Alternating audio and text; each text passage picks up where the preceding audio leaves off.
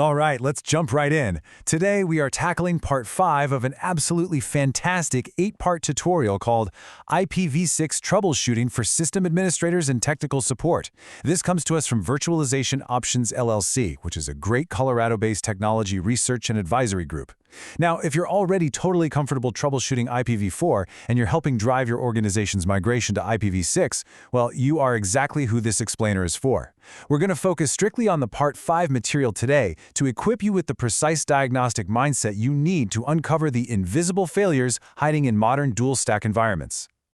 So here is our game plan for this session. We're going to start by unlearning our IPv4 muscle memory, then look at the dual stack reality, core protocol pitfalls, the dreaded PMTUD black hole, VPNs and leaks, and wrap it all up with some absolute golden rules for troubleshooting.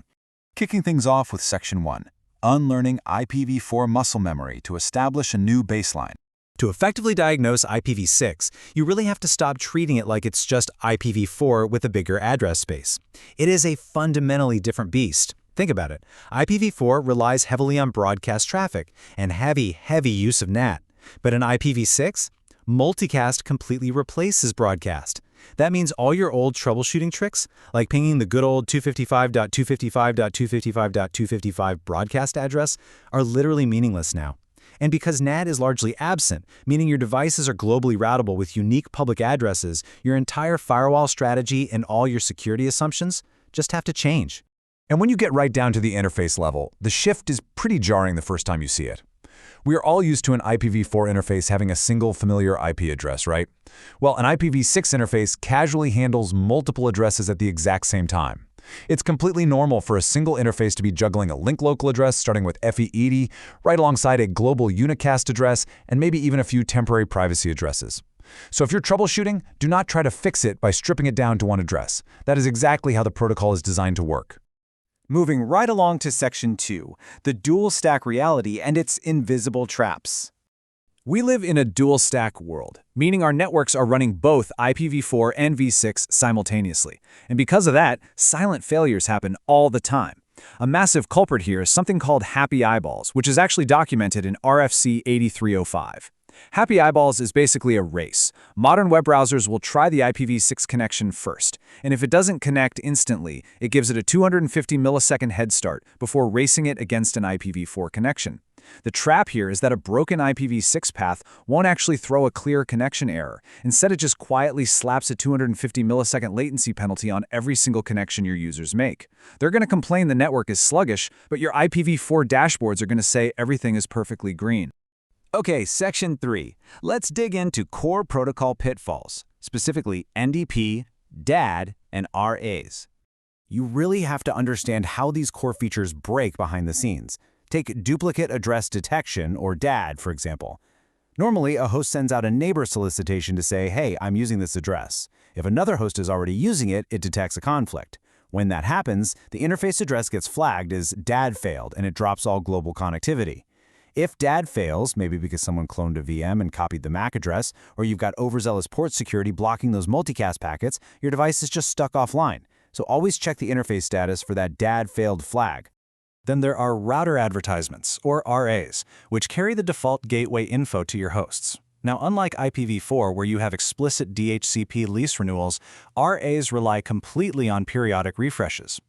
If a router sends out an RA with a lifetime of 0, it literally yanks the default route right out of the host, and it gets scarier. If a rogue Docker container or a misconfigured Hyper-V virtual switch accidentally starts blasting out router advertisements, it can silently hijack your default route and take your entire subnet completely offline. Monitoring for rogue RAs is an absolute must. Let's dive into Section 4, the PMTUD black hole. Oh man, path MTU discovery failure? You have probably run into this nightmare scenario before. A simple ping works flawlessly, so you think, great, I have connectivity. But the very second you try an SSH session or load a secure web page or do a file transfer, the connection just stalls right after the TCP handshake. It totally hangs. This is the classic textbook symptom of a PMTUD black hole, and it makes your network feel completely unstable. So why does this happen? It's a very specific chain of events. First, the source sends out a large IPv6 packet.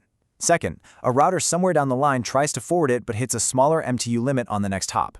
Third, that router does exactly what it's supposed to do. It generates an ICMP v6 packet too big message to tell the original sender, hey, shrink your packets. But step 4 is where the magic dies. An incorrectly configured firewall blocks that crucial ICMP v6 message. The sender never gets the memo. It keeps firing huge packets into the void. Those packets keep getting dropped, and boom, you've built yourself a black hole. Moving to Section 5, VPNs, tunnels, and leaks. When you mix VPNs into a dual-stack environment, things can get really messy really fast. You might see split tunnel leaks that completely bypass your corporate security policies because they're exposing a remote user's real IPv6 address directly to the internet. On the flip side, some legacy VPN clients just block IPv6 entirely, and if you are relying on translation tools like NAT64 or DNS64 to let your IPv6-only clients talk to older IPv4 servers, well, if that DNS64 translation fails to create those fake AAA records, or if the NAT pool runs dry, the connection just shatters. You also have to watch out for inconsistent DNS results depending on whether a client asks the internal network or the external internet. The trick to diagnosing those VPN DNS headaches is isolating the resolver. You've got to manually query your internal server, your external server, and the VPN DNS server using a command like dig plus short AAAA. You are basically playing detective to see who is handing out the wrong address. Once you identify the culprit, fixing it usually means setting up proper split DNS rules in the VPN client itself and making absolutely sure the VPN is pushing your correct internal DNS down to the remote users. Which brings us to our final section, number 6, IPv6 Troubleshooting Golden Rules. We've unpacked some serious technical pitfalls today, so let's distill the Virtualization Options LLC tutorial down into a few actionable golden rules. You might actually want to screenshot this cheat sheet. Pay special attention to that must permit column. These specific ICMPv6 types are strictly mandatory. Type 1 for destination unreachable. Type 2 for packet too big, which prevents that PMUTD black hole we covered earlier. Type 3 for time exceeded, and types 133 through 137, which are the lifeblood of the neighbor discovery protocol. Your devices use these to find routers and resolve addresses. If your firewall blocks these, literally nothing works. And that leads to the most critical rule of all. Never block ICMPv6 entirely. It's not just a suggestion, it is fundamental to how IPv6 operates. If a security team demands blocking all ICMP traffic because, that was the best practice 20 years ago in IPv4, they will completely break your IPv6 network. Full stop. It kills path MTU discovery, it ruins neighbor discovery, and it breaks multicast. Don't let them do it. To round out our golden rules, make sure you test your IP stacks independently. Use curl-6 and curl-4 to isolate exactly which protocol is dropping the ball. Second, throw out your old ARP commands. It's time to build muscle memory for NDP tools like IP-6NA.